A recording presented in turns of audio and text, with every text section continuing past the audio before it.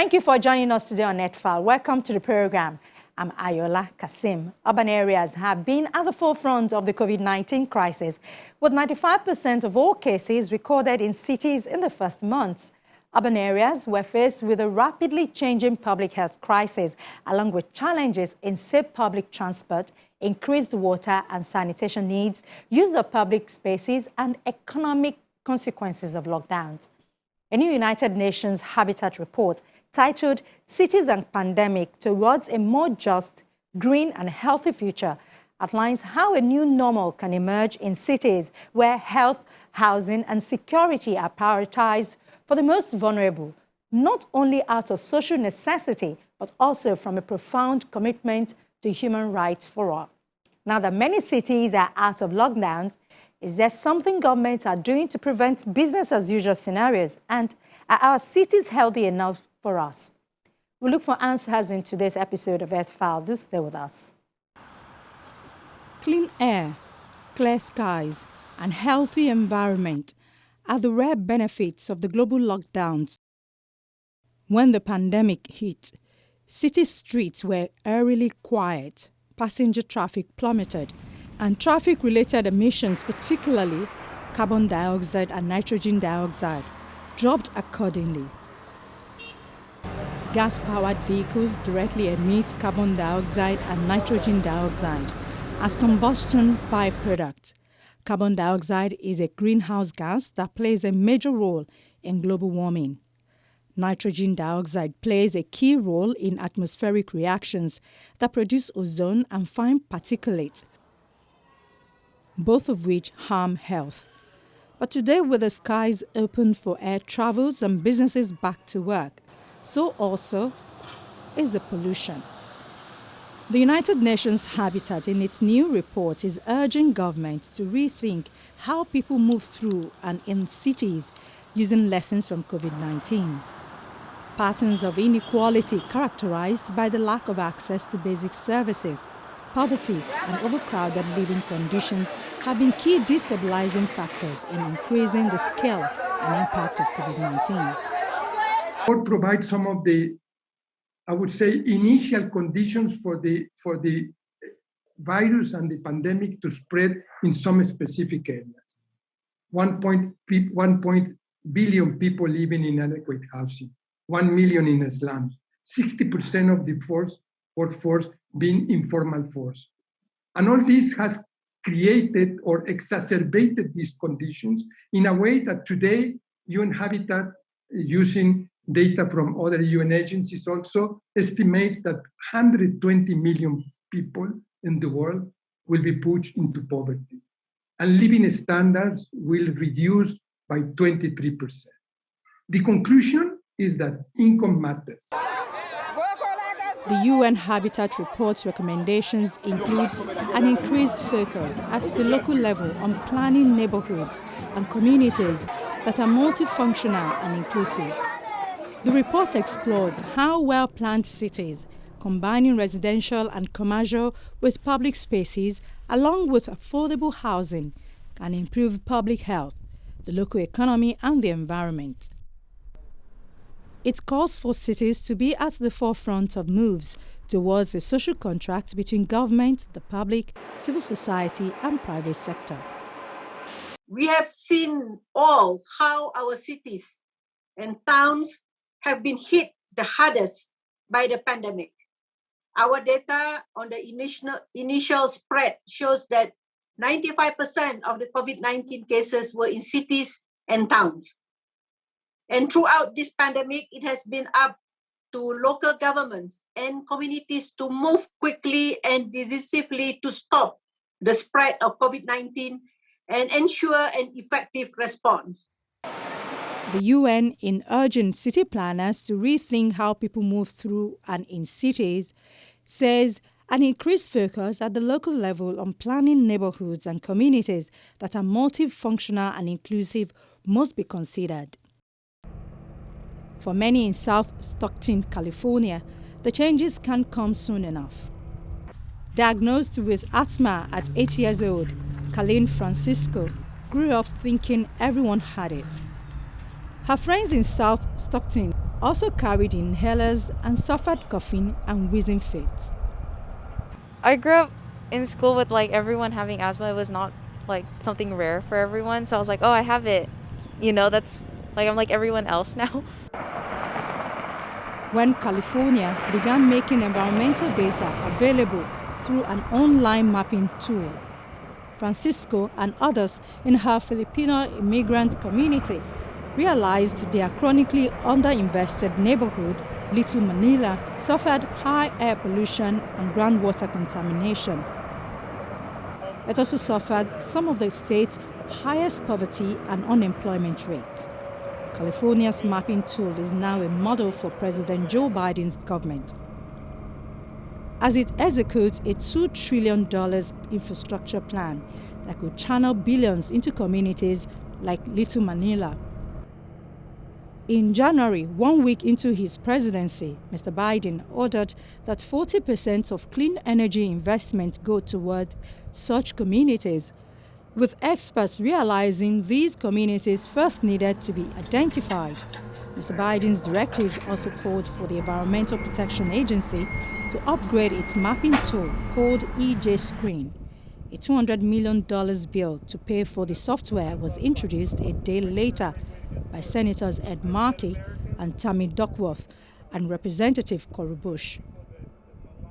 As private companies, including insurers and real estate firms, launch their own satellites and deploy legions of researchers and fact-finders, access to data on climate risks or environmental pollution is increasingly seen as a benefit for the wealthy or privileged. The remedy, community leaders say, is to make such information public. Only then can people advocate for themselves.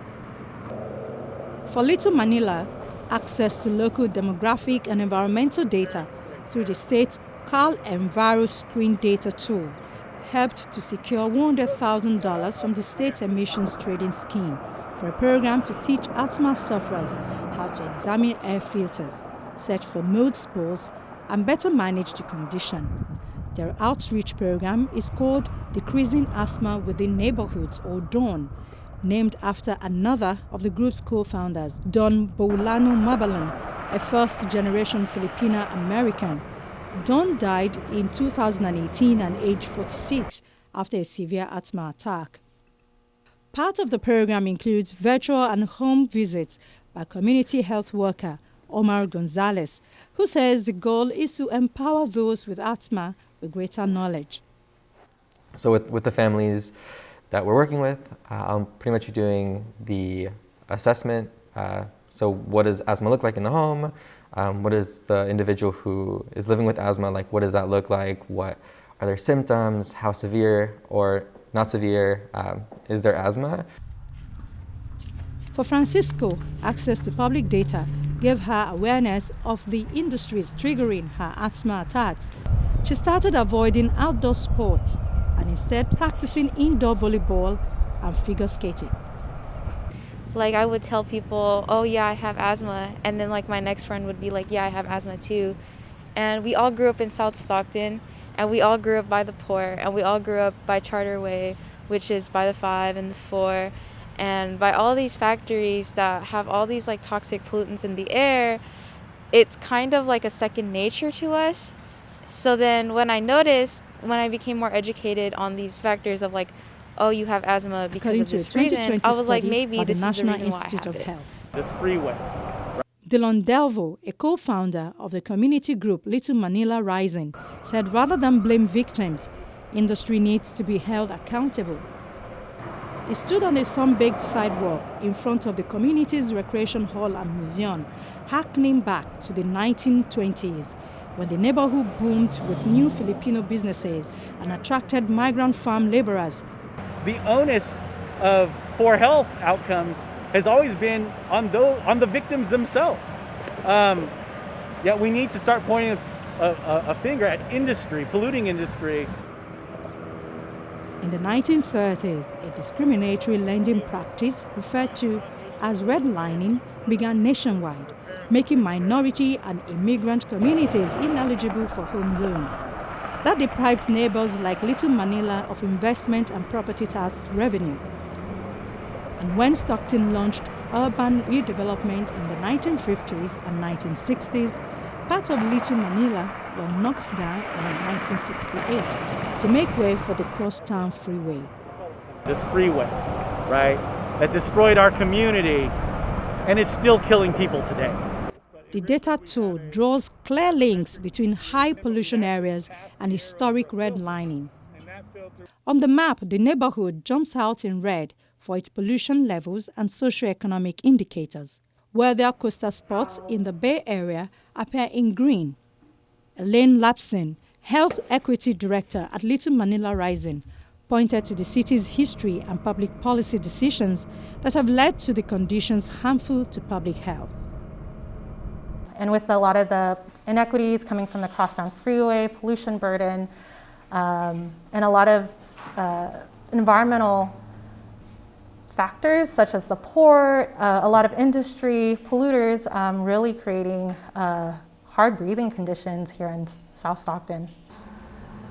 One of the proposals in Mr. Biden's infrastructure plan calls for $20 billion to be spent in neighborhoods that, like Little Manila, have been isolated and damaged by highway projects.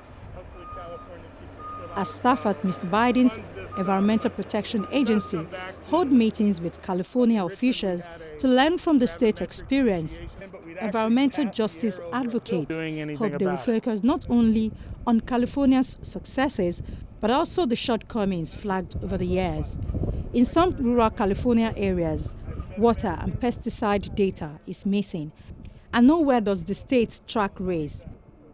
One coordinator at Little Manila Rising cautioned, however, against relying too much on a data mapping tool. Instead, authorities need to connect directly with affected communities. I think it's helpful in the sense that it helps everybody get on the same page, and it helps you understand where there are communities of concern and sensitive populations. At the same time, we're being mapped to death, and you shouldn't have to rely on a data set to save somebody. And so we can find all the maps and all the data in the world, but if we don't give power and resources to the people that are being injured by this history, then we're just, we're highlighting a problem and not doing anything about it.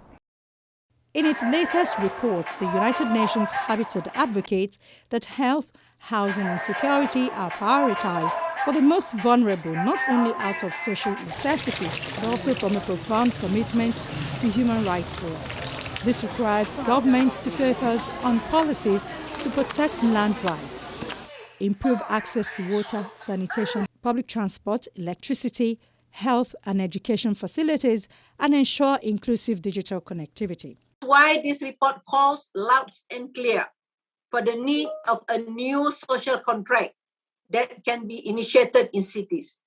A social contract that explores the role of the state and cities to finance universal basic income, universal health insurance, and universal housing. A social contract that should be concluded with all social, political, and economic actors. The need for an inclusive approach that involves local communities is today more needed than ever. The climate crisis caused by unchecked human activities, including unsustainable urban development, is the greatest challenge the planet faces in the 21st century. To a significant extent, the root cause of recent pandemics can be traced to the compounded stress humans have inflicted on natural processes and ecological systems. The spread of viruses and infections in the last few decades has been enhanced and accelerated by rapid, unsustainable, and often chaotic urbanization, biodiversity loss, increased human-wildlife contact, and the prevalence of unregulated live animal wet markets. With 56% of its urban population living in cramped and inadequate housing, and just 34% of households having access to clean water or hand-washing facilities, Africa is especially exposed to these risks. Lagos in southwest Nigeria and one of the megacities in Africa, in terms of population, is a place many experts say leaders need to match high population density with service delivery, adequate living, and circulation space. While Lagos is by far the largest city in Nigeria, security concerns, rural poverty, and hopes for greater economic opportunity are driving people to cities all over the country. In the decade between 2007 and 2017, Nigeria's urban dwellers increased from 41% of the population to about 50%. That is, 1 in 2 people in Nigeria lives in a city. In 2019, there were 7 cities with a population of 1 million or more, 80 with a population ranging between 100,000 and 1 million, and 248 with a population between 10,000 and 100,000. But much of this urbanization is unplanned and chaotic. We have a huge housing shortage, and especially a shortage of affordable housing. So if you say this community or that community are an eyesore, you're not recognizing the fact that no matter what it looks like, it's someone's home. It's where someone's living. And they're living there because there isn't someplace else. So if you simply try to destroy that place, without providing any kind of alternative, without discussing with them how do we improve the conditions, all you're doing is undermining the human development and the capacity of those people to thrive and survive in the city. So what we need to do is stop looking at problems as problems, but understanding what are the causes of those problems. If it's an affordable housing shortage, if it's a shortage of viable economic opportunities in the formal sector, how do we work with the solutions that people are putting up themselves and turn them into something that fits within the vision of the city that we all share, which is a city that's resilient, sustainable, inclusive. Currently, over 48 million people in Nigeria live in slums, and the number is rising. According to a World Bank report about African cities, cities on the continent feel crowded precisely because they are not dense with economic activity, infrastructure or housing and commercial structures. The group says the cities lack formal housing in reach of jobs and without transport systems to connect people living farther away, forcing residents to forego services and amenities to live in cramped quarters near their work. The realities of life in Nigeria's cities are hard. In Lagos, about 2 of every 3 people live in a slum. Less than 10% of residents have access to piped water, forcing urban householders to purchase water from vendors at up to 3 times the normal price charged by the state government. Only 6% of urban households have a flushing toilet that is connected to a sewage system. The attraction of Lagos is the economic empowerment, the promise of economic empowerment that Lagos, gives to people. So, for instance, the Lagos state government has what you could call a sustainable development strategy. It calls it the themes. So it has 6 pillars. It hopes to focus on traffic management and transportation, hopes to focus on issues on health and environment, the entertainment and industry and what have you. And all of this is with the aim of making Lagos a smart city. So smart governance. So I think for a lot of the other states as well, there has to be a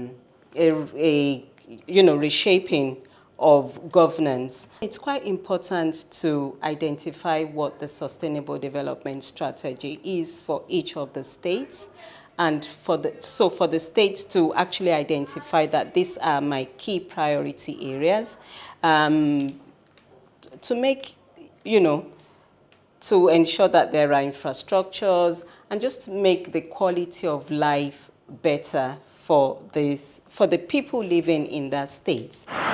Many cities in Nigeria, like Lagos, struggle after decades of underinvestment. Swaths of green areas reserved in Abuja to beautify and give it an eco-friendly ambience have been left to wither, and in some cases have become dump sites and places for open defecation. From Benin to Port Harcourt, Kano to Ibadan, and all the major cities across the country, is the same story. Water taps run dry. electricity a luxury that does not exist, a mounting heap of refuse. But these cities also have the opportunity to learn from mistakes in creating centralized, large-scale public works. Every high-income settlement, there's a slum growing up somewhere around the area, all right? Because the people that will service the high-income area, low density, they're low-income people. And now, except where you have cheap, affordable transportation, they want to hang around those areas. So they create a belt just around the high-income area. For every high-income area, there's a slum growing up somewhere around. So many cases abounds in Lagos that can give, and also Ogun State is already having such problems. You see high-income locations, and you start seeing people servicing those high-income areas, living in those uncontrolled areas. All right. So, for every serious city or city management, you have to manage both the high-income end and the slums. Slums have to be managed. Slums have to be properly organized, so that you don't transfer problems, inherited problems from the slum, and you don't bring it up there. So there is no way you eradicate slum. They will always be there, and they are never too far away from the high-income end. So you plan it and you have to manage it.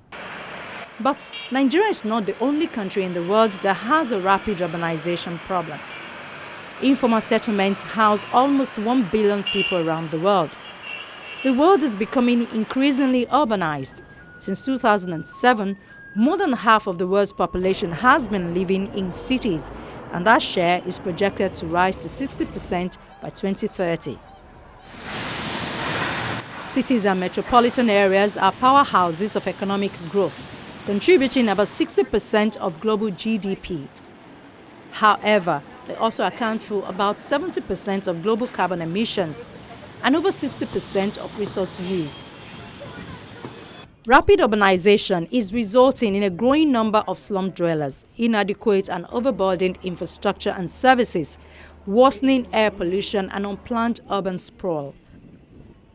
To respond to these challenges, 150 countries have developed national urban plans, with almost half of them in the implementation phase, ensuring that those plans are well executed will help cities grow in a more sustainable and inclusive manner.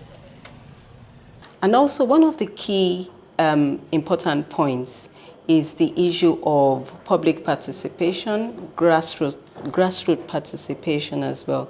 It's quite important for governance.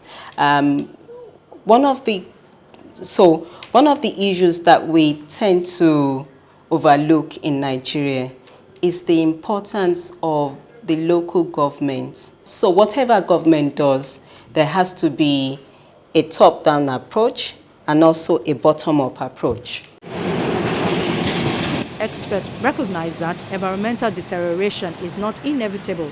Although many cities are suffering severe environmental and economic damage, it is not an inescapable outcome of growth.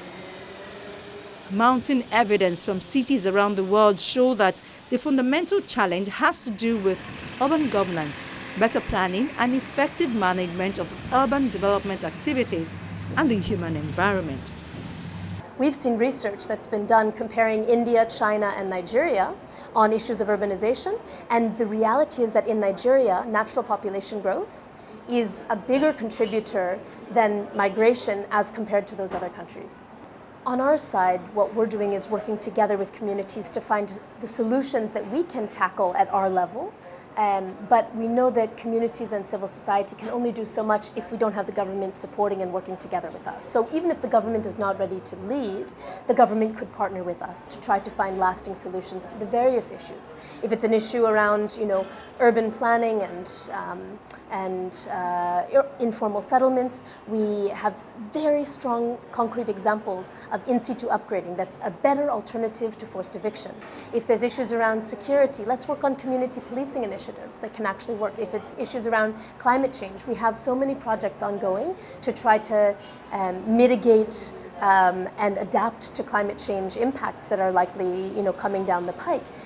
What we need is stronger partnership from the government to make those things work well, to make sure that the policies aren't undermining community efforts and civil society efforts, and then to help take them to scale.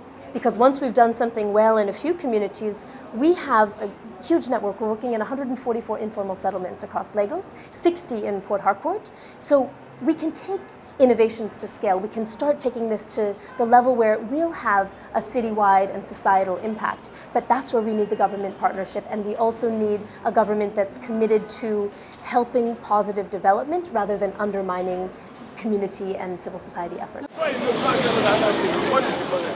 Nigeria is projected to have almost 1 billion people by the year 2100. And with more UNISAs, Asabes and Emekas coming in, Lagos could become the world's largest metropolis, home to up to 85 or even 100 million people by that time. Experts say there is no easy solution and no quick fix. In the meantime, turning the makeshift and informal settlements into livable and sustainable communities across the country is the greatest challenge of our time. Experts have told us that only by addressing the underlying issues of inequality and exclusion in cities, then can COVID-19 be effectively managed and contained. If this task seems daunting, there are also reasons for tentative optimism. With the right policies in place, the enormous economic and social resources being invested to curb the pandemic could help deliver greener, more inclusive urban areas in the long term. I'm Ayola Kasim, asking you to join us next week on the program. But should you have any comment or questions, our inbox edfile@channelstv.com is always available. From all of us here in Lagos, it's bye for now.